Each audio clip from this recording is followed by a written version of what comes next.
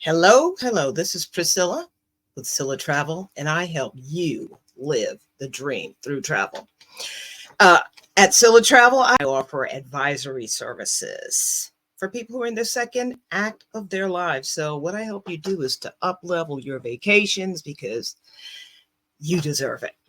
And some of us really need it. I think everybody needs it, but some of us really need it. So, Priscilla with Scylla Travel, helping you live the dream through travel. So today's topic is Avignon, echoes of Papal Majesty and Jazz Age glitter. Jazz Age glitter. Doesn't that sound cool? So, again, my name is Priscilla with Scylla Travel, and I help you live the dream through travel, and I provide premium travel planning and advisory services for empty nesters, those people who are in their second act of their lives. So now's the time for adventure while you have time, inclination, and have the cash to do it. So that empty nester bucket right there, that time in your life when your kids are grown and gone, and you don't have to take the kiddie trips anymore. I'm still traumatized by Disney. Wow, I'm still traumatized by Disney. I just laugh when I talk to my coworkers about them taking their kids to Disney and how it is, even in the wintertime.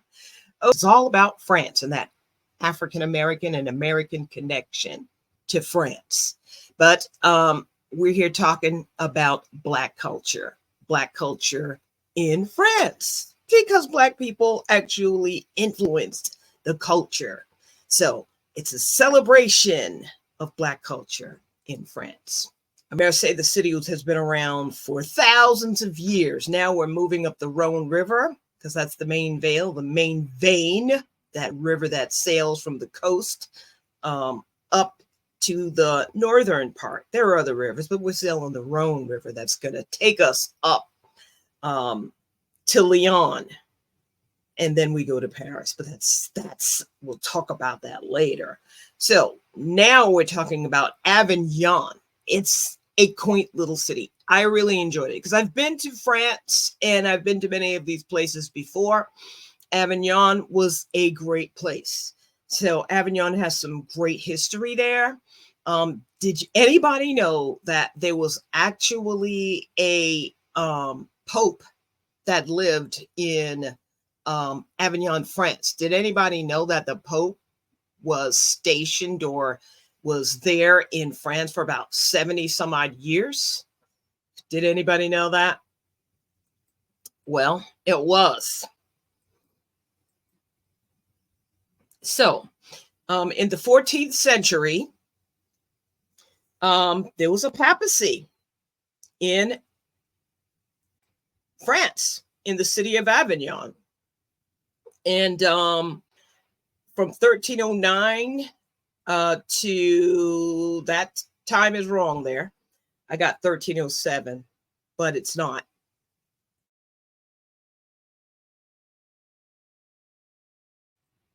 Excuse me, I had to cough. There was a papacy there for about 70 years, and Clement V, he was also French royalty or French nobility. He was voted in as the Pope, and because of political reasons, he didn't want to go to Rome. There was a lot of stuff going on in Rome, right, during that time. So he didn't want to go. And then there was some other political things that they just wanted to move the papacy to France. So because he was elected, he did that. And he used security reasons to justify what he did. And the French were apologists for what he did. And he established his papal court there in 1309. So he built this fortress, which is also his castle, right? That it still stands today. The palace, the Papal Palace. I'm just going to say Papal Palace because I can't pronounce it correctly in French. So this is one of the largest and most important medieval Gothic buildings in Europe. And what it does is it symbolizes the Roman Catholic Church's influence in the West during the Middle Ages. So this was like the 1300s. So it's also a UNESCO World Heritage Site. So this is actually a image of the palace, but it's larger than that. There's a giant wall that goes all the way around it. And there's like an old town village. It's really nice. There are stores and shops in there now, restaurants and everything. But the walls are still there around Avignon. And then there's a bridge that goes across the river. And it's a beautiful, beautiful sight, especially at night if you're on a ship sailing around it. It's a beautiful sight. So that's something that's included in the tour. Now, another interesting thing is Pont du Gard, and I love this place. I'm always talking about this place. It's right outside Avignon. It is evidence of Roman architecture. I love this place. I went there. It's one of the stops. It is an ancient water bridge that brought water. The Romans built this out of stone that was hewn from the Alps, and they had people built it without mortar, and it spans across the Rhone River, no, the Gard River, right? It goes across there, and it takes the water from the Alps all the way down to the coast, where the Romans had their base there, and they built that. It was built in 1st century by Caesar Augustus. I'm like amazed. It's like still there. That's an awesome place. It's right outside. And then Avignon is also known as a festival scene because the theme of the cruise is going to be jazz. Jazz, and then there's a little chocolate and wine, which is a part of the theme because France is known for wine and cheese and cuisine. So that's all built into the tour. So Avignon is a major stop on this tour after we leave Marseille and start sailing the Rhone River. There are tours every day, morning tours and afternoon tours, or a full day tour. People get the opportunity to choose which tours or all of them that they want to go on, provided that they don't conflict with each other. So there is also walking tours, hiking tours, and biking tours. So I'm going to be talking about a river cruise trip. So this is a 7-day river cruise plus 3 nights in Paris, starting in Marseille. Now, the Black culture piece comes in Marseille, and then there will be sprinkled Black culture goodness all throughout the trip from when we embark on this ship in Arles and sail up the Rhone to Lyon. So there's going to be all sorts of Black, African American, and African culture in France sprinkled throughout the tour. So Avignon is known for its festival scene. So France has a lot of festivals, a lot of art and music festivals. The U.S. is a fairly new country compared to the other countries. Even though they're republics now, they were monarchies back in the day. And the U.S. is a collection of former colonies, European colonies. That's why we speak English. English, England, were our colonial masters. Then another part of the country was Portuguese for a time, then French, mostly French and English. So in Louisiana, certain places they speak French is because it was a French colony. We speak English because we were an English colony. Of course, over the course of several hundred years, there were the Dutch. They had their piece in there. But at the end, it was England who won out, and they felt like they won at the end of the Revolutionary War. Even though they didn't win the war, they had trading partners, and they said, you know what? At least they'll be speaking English. So there's no official language for the United States. We speak English. So Avignon is known for its festival season. Okay, so there's a really, really famous or really, really popular festival called the Avignon Theater Festival. And it's one of the oldest and largest festivals in the world. And it actually attracts people from the African diaspora. And when I say people from the African diaspora, that means African Americans. That means Caribbean, Afro Caribbeans, Afro Cubans, Afro people from South America. All these people are diasporans. So even in Britain, wherever they are, African. So we have people who are from Nigeria, live in Britain. Many Kenya live in Britain. They're diasporans. But those of us who have been in the United States and the Western colonies here, we're classical diasporans, because that's what the term is, because we have been here as a result of the slave trade. So the Western powers colonized the entire world, and they were in competition with each other. So that's why people in South America, some speak Spanish, some speak Portuguese, same as the Caribbean, and used to be the US, but Canada. One part's English, one part is French. So that's just a little history lesson there, because sometimes we forget and we wonder about things. How did that happen? Yeah, that's how that happened.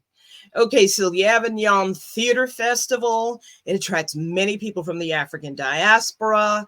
And it's, it really promotes and celebrates stories of people from all over the planet. And it's a very popular festival. There's also the Avignon Jazz Festival.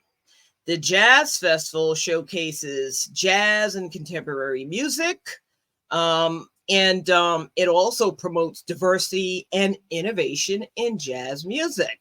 That occurs in late August or early September. Okay, so that was established in the 1990s, and it's key for jazz enthusiasts. Actually, France is really key for jazz enthusiasts as well as blues.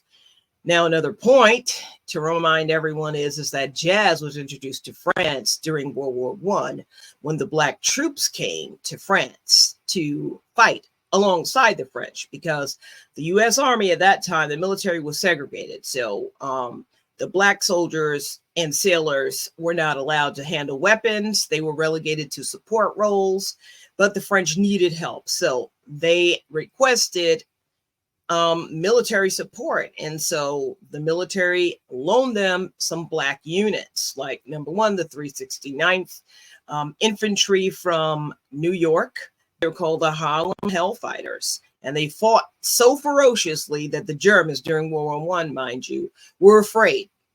There were also other Black soldiers and Black groups, like the Senegalese riflemen. They were from the former French colonies, and they actually fought as well, but they fought in World War II, I believe. They may have also fought in World War I because it was a world war and it was all over the place. So a lot of times we've had these former colonies join the military. So that's just a picture up here of Ibrahim Malouf. He is a French Lebanese trumpeter, and he's quite famous. So the France jazz scene is quite diverse now, but it started with African Americans. Now, another interesting place is called the Blacher Foundation. Now, this foundation was founded by Jean-Paul Blacher, and it promotes African art and the artists. It provides a platform for them to do their work and for them to be noticed and appreciated on a global scale. And there are also hosted exhibitions. Artists are also invited to stay. They have residencies for them.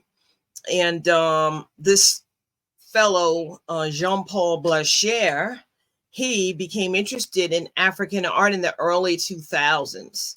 He fell in love with it and he made it his thing to promote it. And that is how he promotes cross-cultural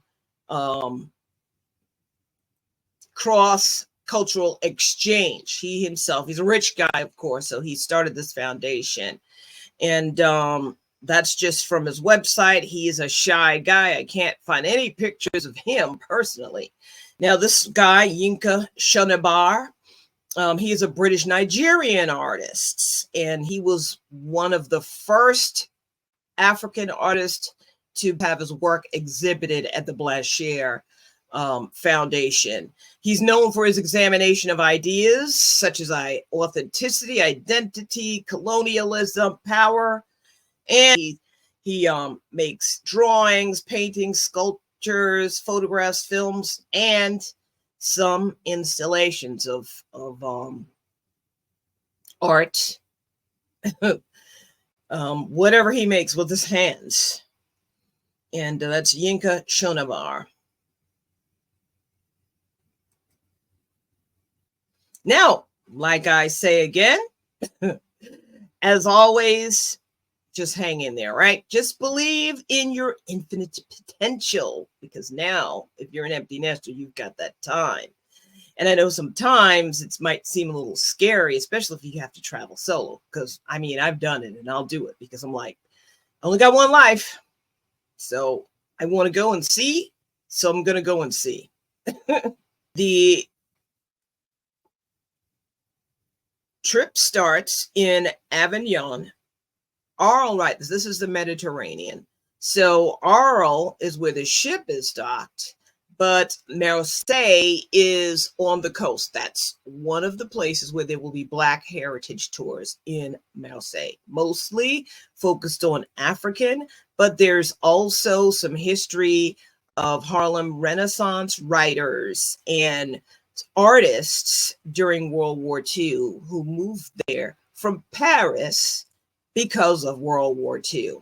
So World War II became dangerous for them, so they fled because the Germans were known for torturing African people if they caught them. So they were occupying Paris at that time during World War II.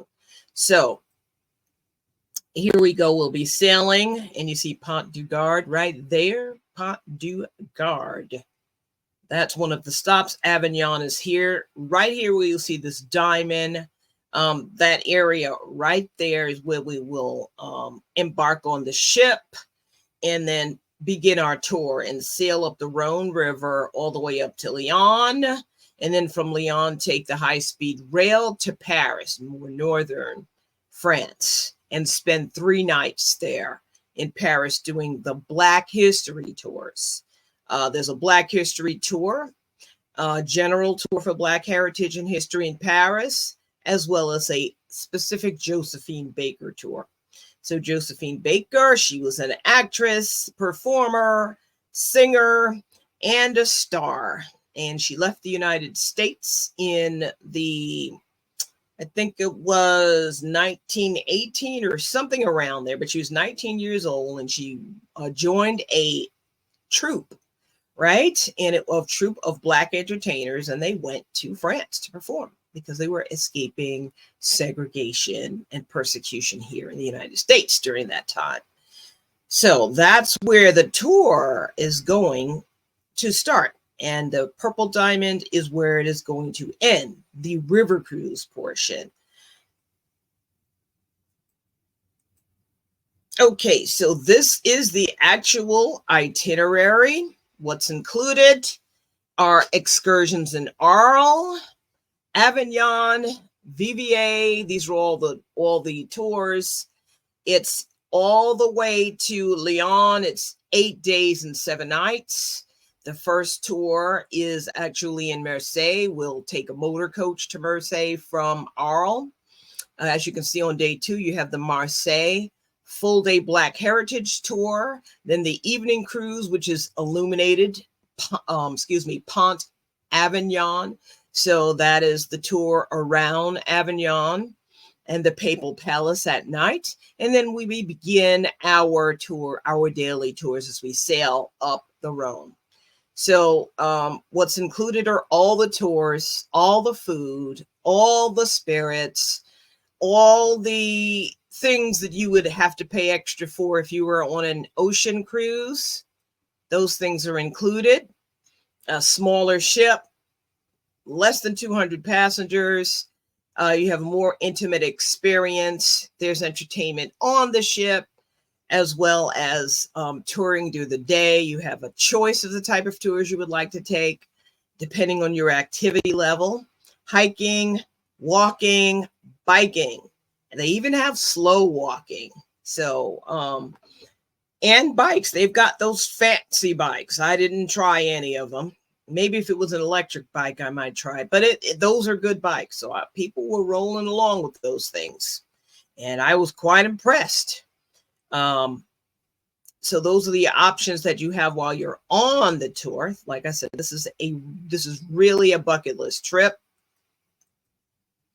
What's included in the land package and the cruise. This is a 7-night river cruise in elegantly appointed river cruise staterooms. Then there's the 3-night pre-cruise. We actually start in Marseille, but it's the same thing. We have 3 nights at the Renaissance Arc de Triomphe in France, but that's when we get to Paris. But all the fine dining, all of the venues on board, including the chef's table and the specialty restaurant are included. You get a choice if you want the chef's table or you want the captain's dinner. All of the complimentary wine, beer, soft drinks, lunches, and dinners are included. There's also a daily sip and sail cocktail hour. And as I showed you, there's a variety of included excursions each day. And they're all guided by a tour guide. So there's also tasting tours. Yeah, did I mention that? There are also tasting tours. So Lyon is huge for, it's actually the gastronomy capital for France. But all throughout the tour, there's opportunities to have some tasting tours. So there are also a couple of vineyard and winery tours so that are incorporated and included in this tour. You get to pick which ones you want to go to, or you can have some free time and go shopping, which is what I did. Avignon is the perfect place to go shopping because my luggage didn't make it to France from JFK, right? I had a carry-on and I needed to buy something. So I just went on my computer, did H&M Anywhere, and boom, right there. The ships pull up right in the middle of town. You walk everywhere. So the rivers run right through the cities and the towns. You just get off and walk back to the ship. So everything is walkable. The bike tours, you can ride the bike from one stop to the next. It's not like the ship is going to leave you or anything. So you can take a bike tour if you like. Of course, you'll be with the tour guide and you can take the tour and you can see the scenic views and take your bike and go through some of those vineyards and go to them on your bike. If that's your jam, that's the opportunity there to take your bike. And if it's any town that you feel like you just want to go on your own, you have access to the bikes to go and take it and travel around wherever you are. Maybe, one of the other towns, Vienne, maybe Avignon. It was, the Papal Palace was right across the street from where the ship was docked. So I just walked across the street, went into the through the walls, the gate through the walls, not really a gate, but just walk in and boom, you're in the middle of Avignon and there's stores and all sorts of things going on. There was a festival going on when I was there. I could buy makeup because I didn't have all of it. I went to H&M, like I said. They had a Nike store. They had all the stuff that you could want that you can find in America. Then you had their French stores. I enjoyed going to the French stores, with the exception of H&M because I had to replace my stuff. But It's country club casual on this type of trip because you're going to be getting off the ship every day and you're going to be going and doing things. In the evenings, you have the option to dress up if you like, because there's the dinner. Everything is fine dining. You can be country club casual, or you could dress up if you want for dinner in the evenings, but definitely dress up for the chef's table or the captain's dinner. Definitely dress up for that. I did the chef's table. 7-course meal. They cook in front of you. Beautiful. Everything's included. You just feel like a princess, or you feel like a prince, because they just take care of you that much. You just really feel special. They really make you feel special on this trip, and you really enjoy yourself. You have time to just walk and learn about the places that you might have read about when you were coming up in school, or maybe watched on TV. I came up when we had books. We didn't have internet or any of that stuff when I was coming up, so the imagination is engaged. I still remember. And there's lots of Roman ruins right there in the middle of France. It's surprising, but it is right there. Plenty of things to do and explore, shopping, going through the little towns where it's not in the touristy area. And you can buy things. There are lots of tours, lots of little specialty curated tours that you can take. And Waterways has special rates with the airline. So that's what I did. I got my air long before. So I took advantage of that because we fly free premium. But generally for river cruising, you have choices of what add-ons that you would like, either 1, 2, or none. So there's lots of things that you could do. You can sail Amsterdam. You can sail through Germany, Eastern Europe, Budapest, Austria. You could even take a golf river cruise and golf the Albatross golf course. So there's just so many things that you could do on a river cruise, and it's like you're pampered, they're taking care of you. They really make you feel special. So airport transfers are not included unless you get your air through AMA Waterways. And gratuities are not included. So, but they don't make you do it like they do on the ocean cruises. They make a suggestion. But I had zero problem leaving a gratuity for my cabin steward because I didn't have to pay for anything extra. I didn't have to pay for internet. I didn't have to pay for food. I didn't have to pay for any of the excursions, any of the transportation once I'm on the tour, because all I needed to do was just enjoy it. And there's also the opportunity to get euros while you're on board. I did that. But when you're in France, you can always use your credit card. There's other opportunities and any of the stops to get euros. There is such a demand for this cruise. It's just a wonderful experience for people, Black Americans, to go to France, see their contributions celebrated like that, and enjoy it. I actually make appointments with people who are actually interested in taking this cruise because it's an investment, and this is a bucket list trip. So in case you need to answer any questions at all, just get on my calendar. I guess I did my job here this evening, talking about France, talking about river cruising, talking about the Black experience in France, and the significance of African American contributions there. So the French are very proud of the relationship with African Americans, as you can imagine, because during World War I and World War II, during the occupations, both occupations, those troops helped. So they're recognized. Now, of course, there's a lot of other things going on in the world with France. That's with their former colonies. Their relationship with them is different. It's really weird, but it's different. They consider our American passport elevates us because of the history. So I just want to thank everybody for joining. I know one person's already got an appointment with me. This is Priscilla with Scylla Travel. I'm going to sign off. Maybe you've got some girlfriends who want to travel together. A lot of my clients are like that. They've known each other for 40, 50 years and they travel together. These are like bucket list trips. So this is Priscilla with Scylla Travel. And I'm glad that I had an opportunity to talk with you today about France, about the Rhone, Marseille, and Avignon in France. It's a wonderful experience. I can't contain my excitement. I just love these types of trips because there's so many things to learn when you go places. So sometimes you just have to go yourself if you want to know. You can't depend on what people tell you or what's on TV. Just go for yourself.